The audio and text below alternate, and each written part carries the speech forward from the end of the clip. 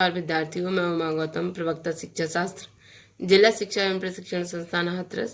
Online class में आप सभी का स्वागत करती हूँ।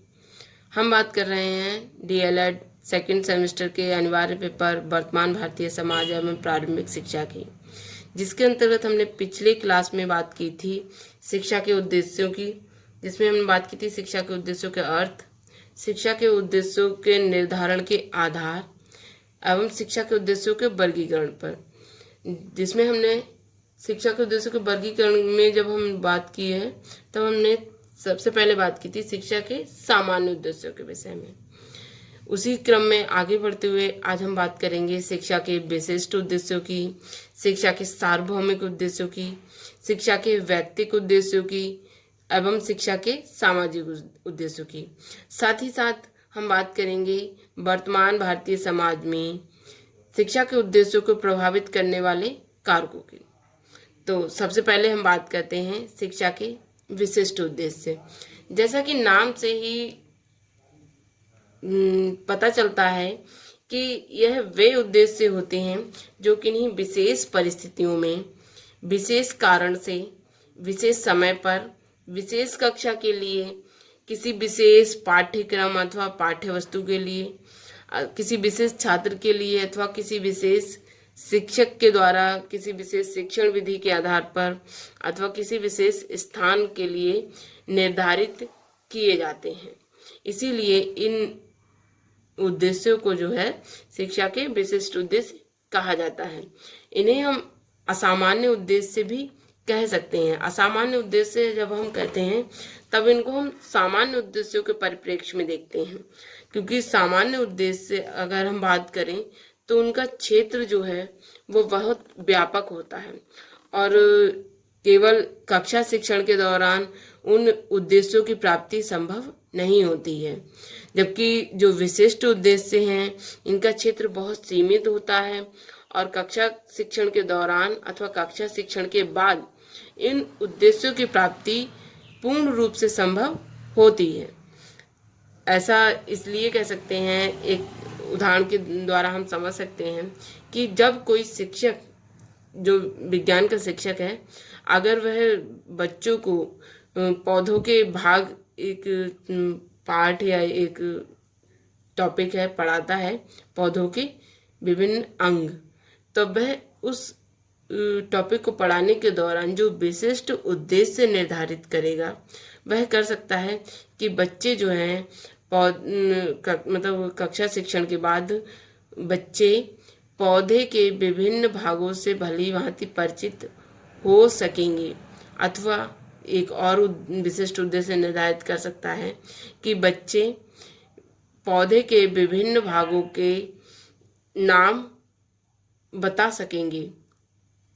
ये हो गए विशिष्ट उद्देश्य जो कि वह कक्षा शिक्षण के बाद प्राप्त कर लेगा, क्योंकि अगर इफेक्टिव टीचिंग है तो बच्चे जो है पौधे के विभिन्न भागों से भली भांति परिचित होंगे और नाम वो अपने आप से बता सकेंगे। जबकि यहीं पर वो सामान्य उद्देश्य निर्धारित कर सकता है कि बच्चों में वैज्ञानिक दृष्टिकोण का विकास करना अथवा बच्चों में वातावरण के प्रति जागरूकता पैदा करना, क्योंकि पौधों के बारे में हम पढ़ा रहे हैं। तो यह जो उद्देश्य हैं, जो सामान्य उद्देश्य, इनको हम केवल एक टॉपिक पढ़ाने से प्राप्त नहीं कर सकते, क्योंकि वैज्ञानिक दृष्टिकोण जो है वो धीरे धीरे बच्चे में विकसित होगा और इसी तरीके से जो पर्यावरण के प्रति जागरूकता है वह भी केवल एक चैप्टर या एक टॉपिक पढ़ने से नहीं आ जाती है। तो यह सामान्य उद्देश्य हो गए, जबकि विशिष्ट उद्देश्य जो है हमने कक्षा शिक्षण के दौरान प्राप्त कर लिए हैं। इसी में हम आगे बात करते हैं शिक्षा के सार्वभौमिक उद्देश्यों की। तो हम जानते हैं कि मनुष्य जो है वो मूल रूप से पार्श्विक प्रवृत्ति का होता है। मनुष्य मूल रूप से पार्श्विक प्रवृत्ति का है, मतलब अगर उस पे किसी प्रकार से कोई अंकुश ना लगाया जाए, किसी प्रकार से उसको कोई सामाजिकता प्रदान ना की जाए, तब वह एक तरीके से पशुओं के समान व्यवहार करेगा।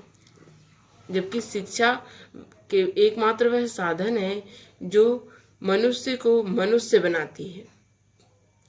तो यहाँ पर कुछ मनुष्य के लिए, मनुष्य के अस्तित्व के लिए यह आवश्यक हो जाता है कि मनुष्य के अंदर कुछ ऐसे वांछनीय गुण हों जिनके आधार पे उसका उसका अस्तित्व और साथ ही साथ अन्य समस्त प्राणियों का अस्तित्व बना रहे। अगर ऐसा नहीं होता है, अगर ये गुण मनुष्य में खत्म हो जाते हैं, तो समस्त संसार या समस्त प्राणियों का अस्तित्व जो है वो खतरे में पड़ जाता है। तो इन उद्देश्यों, ये जो गुण हैं व्यक्ति में, इनको हम कह सकते हैं कि ये सार्वभौमिक गुण हैं।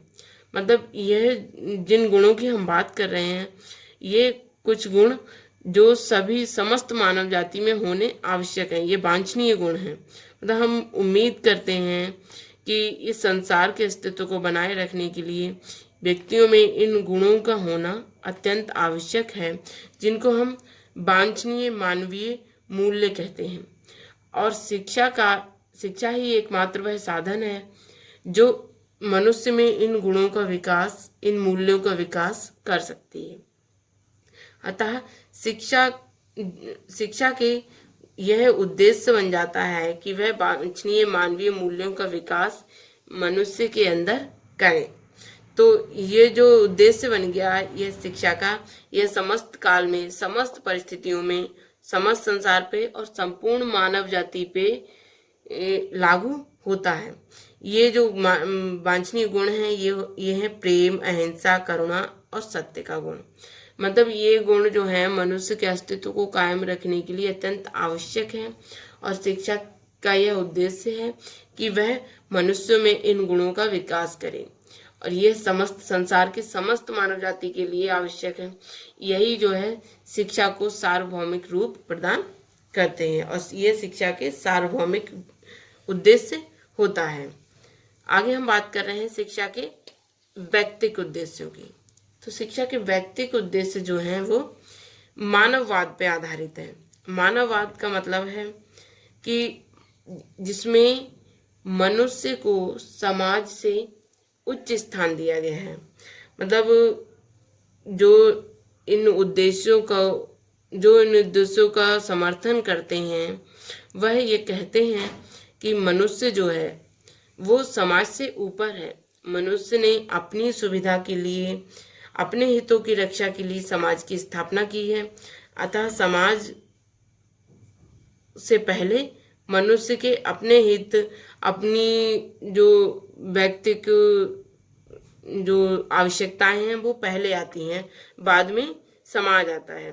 शिक्षा के जो व्यक्तिक उद्देश्य हैं वो काफ़ी प्राचीन उद्देश्य हैं, क्योंकि प्राचीन काल में शिक्षक मतलब एकल शिक्षक प्रणाली थी। मतलब एक छात्र एक शिक्षक वाली प्रणाली थी, जिसमें शिक्षक छात्र पे पूरा ध्यान देता था और उसकी व्यक्तिगत क्षमताओं के आधार पे उसके विकास में सहयोग देता था।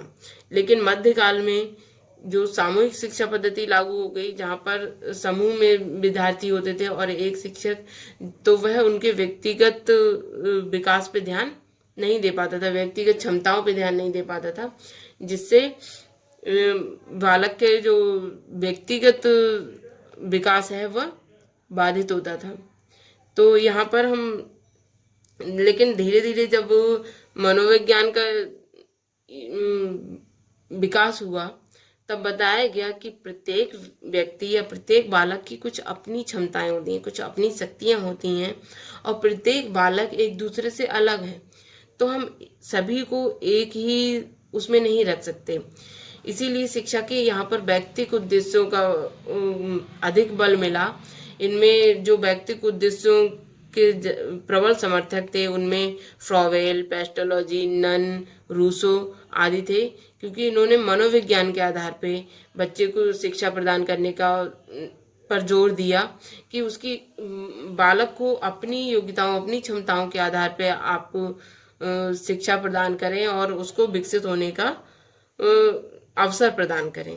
तो ये शिक्षा के व्यक्तिक उद्देश्य होते हैं। यह इन्होंने समर्थन किया जो मनोविज्ञान पे आधारित है।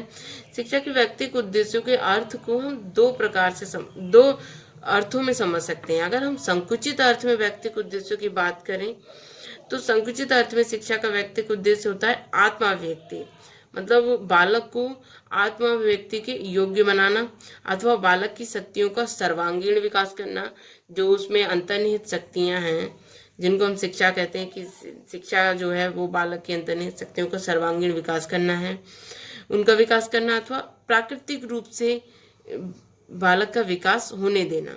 यह संकुचित अर्थ है शिक्षा का, कि शिक्षा केवल बच्चे का प्राकृतिक रूप से विकास करे, शिक्षा इस प्रकार की हो। लेकिन जब हम व्यापक अर्थ में शिक्षा के व्यक्तिगत उद्देश्य की बात करते हैं, तो व्यापक अर्थ में शिक्षा है कि बालक को आत्मानुभूति के योग्य बनाए, जिसमें वह अपने अस्तित्व को जान सके, अपनी जो कमियां हैं उनको जान सके और उनको दूर करने का प्रयत्न करते हुए अपना विकास कर सके। यह व्यापक अर्थ में शिक्षा का व्यक्तिगत उद्देश्य होता है। अब हम बात करेंगे शिक्षा के सामाजिक उद्देश्यों की। तो यहाँ पर शिक्षा के व्यक्तिगत उद्देश्य और सामाजिक उद्देश्य एक दूसरे से कंट्रोवर्शियल हैं एक दूसरे के। जहाँ पर व्यक्तिगत उद्देश्यों में मनुष्य को समाज से उच्च स्थान दिया गया है, वहीं पर जब सामाजिक उद्देश्यों की बात करते हैं तो जो समाजवाद के प्रबल समर्थक हैं उनका इस उद्देश्य के भी वो प्रबल समर्थक हैं, और उनका मानना है कि समाज जो है वह व्यक्ति से कहीं ऊपर है। व्यक्ति जो है समाज के लिए बना है और समाज का विकास जो है उसकी जिम्मेदारी है। यहाँ पर व्यक्ति को पूरा महत्वपूर्ण स्थान नहीं दिया गया है, वह समाज के लिए बना है, समाज को प्रमुख स्थान दिया गया है, क्योंकि वह कहीं ना कहीं प्रत्यक्ष और अप्रत्यक्ष रूप से समाज से जुड़ा है। समाज से ही वह व्यक्ति जो है वो समाज में जन्म लेता है, एक समाज की छोटी इकाई परिवार में अपना जीवन आरंभ करता है और कुछ ना कुछ सीखता रहता है समाज से। तो समाज भी यह कल्पना, जब समाज इतना कुछ व्यक्ति को देता है तब समाज यह उम्मीद करता है या समाज यह आशा करता है कि वह व्यक्ति जो है वह समाज से कुछ, मतलब व्यक्ति से कुछ ना कुछ अपनी आवश्यकताओं की पूर्ति की उम्मीद रखता है। इस उद्देश्य के जो समर्थक हैं उनका कहना है कि समाज बिना जो व्यक्ति है तो उसका जीवन जो है वो पशु के समान है, मतलब पाशविक प्रवृत्ति का है। क्योंकि इसका एक उदाहरण भी मिलता है, जो मोगली वाली जो फिल्म बनाई गई है उसमें यही दिखाया गया है कि बच्चा जब समाज से अलग रहता है, जब जंगल में रहता है, तब उसको कोई भी ज्ञान नहीं है, वह पशुओं की तरह व्यवहार करता है, खाता पीता है, चलता फिरता है और रहता है। यही इसीलिए समाज को, इस उदाहरण को ध्यान में रखते हुए समाज को और अधिक महत्व दिया गया है, क्योंकि बालक जो है अपना जीवन समाज से ही आरंभ करता है और समाज ही व्यक्ति के विकास का आधार होता है। समाज हमें सुविधाएं भी प्रदान करता है तो उनके बदले में कुछ उम्मीद भी रखता है। इसीलिए मनुष्य जो है वो, उसका अपना कोई अस्तित्व नहीं है, यहाँ पर वह समाज के लिए ही है।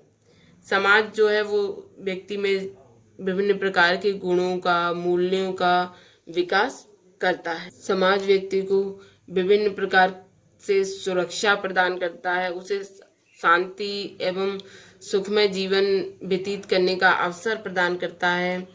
इसी समाजवाद को बल देते हुए प्रसिद्ध शिक्षा शास्त्री रेमंड ने कहा भी है कि जो विद्वान व्यक्ति को समाज के ऊपर स्थान देते हैं उनको स्मरण रखना चाहिए कि निस्समाज व्यक्ति कोरी कल्पना है। जबकि जो व्यक्तिगत उद्देश्यों के समर्थक हैं, जो मानववाद के समर्थक हैं, उन्होंने कहा है कि मतलब समाज, व्यक्ति के बिना समाज एक कोरी कल्पना है। जबकि जो समाजवाद के समर्थक हैं उनका यह कहना है कि समाज के बिना व्यक्ति कोरी कल्पना है, मतलब व्यक्ति का कोई अस्तित्व नहीं है। लेकिन जब हम उद्देश्यों की बात करते हैं तो यहाँ पे जो सामाजिक उद्देश्य हैं वो व्यक्तिगत उद्देश्यों से ऊपर व्यक्ति से ऊपर आ जाते हैं और उन्हें सामाजिक उद्देश्यों में यह है कि वो व्यक्ति को एक अच्छा नागरिक बनाए। ये सामाजिक उद्देश्यों का जो है, इसको भी हम दो अर्थों में समझ सकते हैं। जब हम संकुचित अर्थ में बात करते हैं सामाजिक उद्देश्यों की, तो संकुचित अर्थ में समाजवाद का एक उग्र रूप देखने को मिलता है।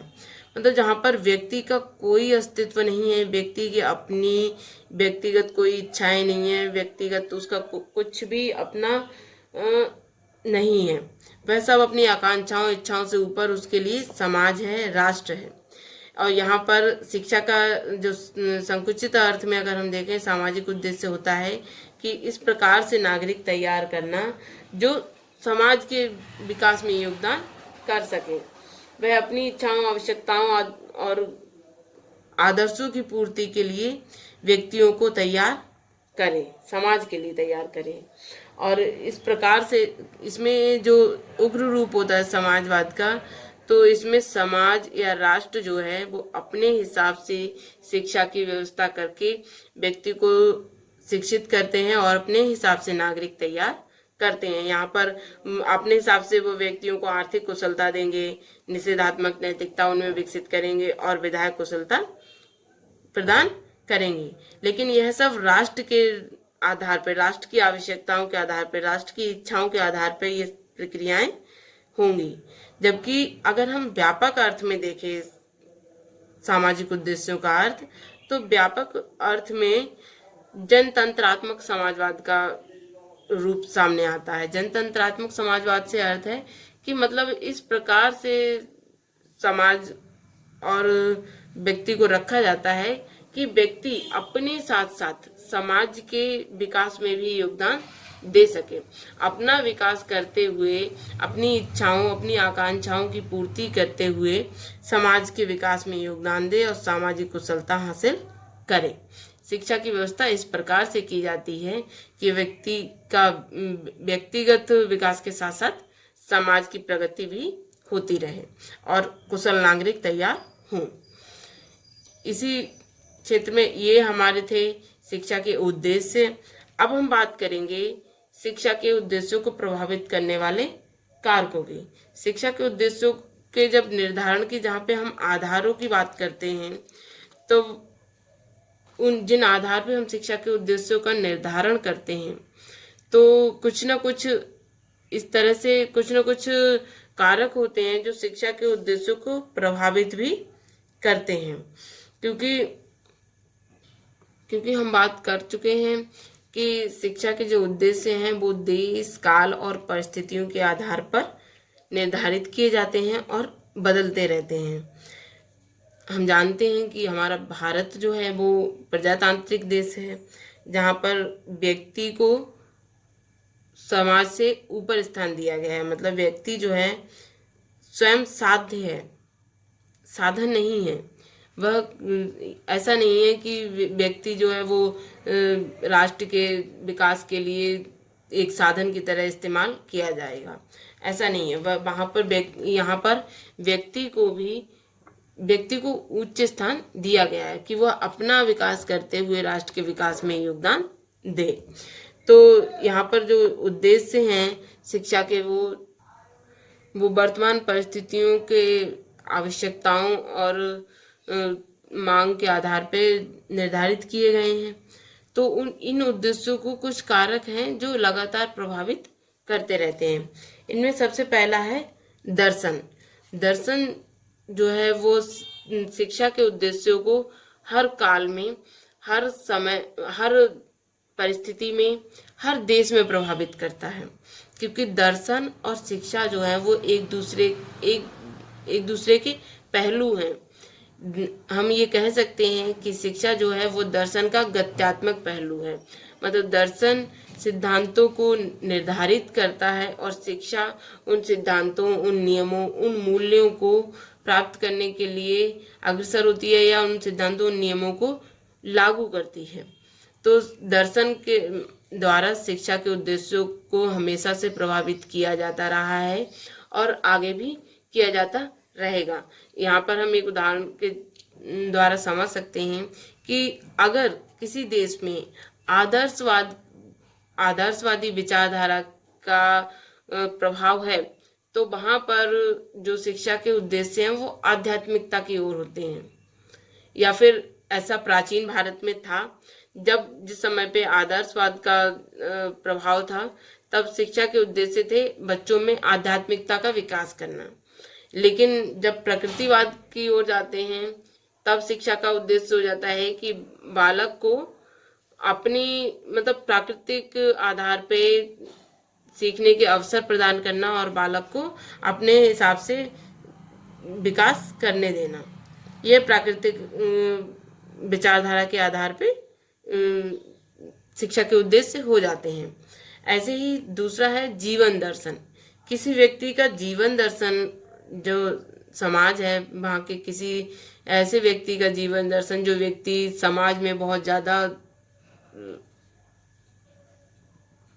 प्रभावशाली रहा है, तो उसके जीवन जीने का ढंग जो है वो शिक्षा के उद्देश्यों को विशेष रूप से प्रभावित करता है। जैसे कि गांधी जी के जीवन का जो दर्शन था, वो शिक्षा के उसका प्रभाव जो है शिक्षा के उद्देश्यों पे स्पष्ट रूप से देखने को मिलता है। अगला है राजनीतिक विचारधारा। जो राजनीतिक विचारधारा है वो विशेष रूप से शिक्षा के उद्देश्यों को प्रभावित करती है, क्योंकि शिक्षा का जो उद्देश्य है या शिक्षा का जो संपूर्ण व्यवस्था है वो शासन करने वाली सरकार पर निर्भर होती है। जो व्यवस्था है शिक्षा की वो सरकार करती है, तो शिक्षा के जो उद्देश्य हैं वो भी सरकार अपनी विचारधारा के अनुसार, अपनी आवश्यकताओं के अनुसार, अपने उद्देश्यों को ध्यान में रखकर निर्धारित करती है। इसीलिए जो तत्कालीन राजनीतिक पार्टी होती है वह शिक्षा के उद्देश्यों को प्रभावित करती है। अगला है सामाजिक विचारधारा। समाज की जो भी दशाएं होती हैं, जो उद्देश्य होते हैं, जो आवश्यकताएं होती हैं, उन सब का पूर्ण रूप से प्रभाव शिक्षा पर पड़ता है। जैसे भारतीय समाज में जो उद्देश्य है केवल अभी इस समय पर कि व्यक्तियों को शिक्षित करना और जीवन के लिए अपना मतलब आत्मनिर्भर बनाना, कि व्यक्ति इतना शिक्षित हो जाए कि वह अपना जीवन यापन के लिए अपनी जीविका का अर्जन करने लगे। अगला है आर्थिक दशाएं। तो किसी भी देश की आर्थिक दशाएं शिक्षा के उद्देश्यों को प्रभावित करती हैं, क्योंकि अगर आर्थिक रूप से कोई देश संपन्न है तो वहाँ की शिक्षा का उद्देश्य जो है वो नित नए आविष्कार करना रहता है। जबकि जो देश आर्थिक रूप से अगर संपन्न नहीं है तो वह कितने भी उच्च उद्देश्यों को निर्धारित कर ले, उन उद्देश्यों की प्राप्ति के लिए उसके पास पर्याप्त साधन नहीं होते हैं और वह कहीं ना कहीं पिछड़ जाता है। अगला है तकनीकी उन्नति। तो तकनीकी उन्नति का भी शिक्षा के उद्देश्यों पर बहुत प्रभाव पड़ता है। अगर कोई देश तकनीकी रूप से उन्नत है तो वह नित नए प्रयोग करता रहेगा और शिक्षा के जो उद्देश्य हैं उसका यही रहेगा कि और अधिक प्रयोग किए जाएं और अधिक तकनीकी विकास किया जाए। लेकिन अगर कहीं न कहीं तकनीकी रूप से वह पिछड़ा हुआ है तो दूसरे देशों की वो केवल कॉपी करता रहता है, केवल दूसरे देशों की नकल करने में ही व्यस्त रहता है। अगला है प्राकृतिक दशाएं। प्राकृतिक दशाएं जो हैं वो भी शिक्षा के उद्देश्यों को प्रभावित करती हैं, क्योंकि शिक्षा के उद्देश्य जो है वो वातावरण से समायोजन और अनुकूलन करना शिक्षा का उद्देश्य होता है। तो जिस प्रकार की प्राकृतिक दशाएं होती हैं उसी प्रकार से छात्र तैयार होते हैं। कहीं अगर प्राकृतिक रूप से कोई देश प्राकृतिक धरोहर जिसके पास है वह कोई देश संपन्न है, तो वहाँ की शिक्षा का उद्देश्य होता है कि अपने छात्रों को अपनी प्राकृतिक धरोहरों के बारे में बताया जाए, उनकी उचित प्रकार से दोहन और संरक्षण के बारे में जानकारी दी जाए। यह शिक्षा का उद्देश्य होता है। अन्य अनेक कारक होते हैं जो शिक्षा के उद्देश्यों को प्रभावित करते हैं।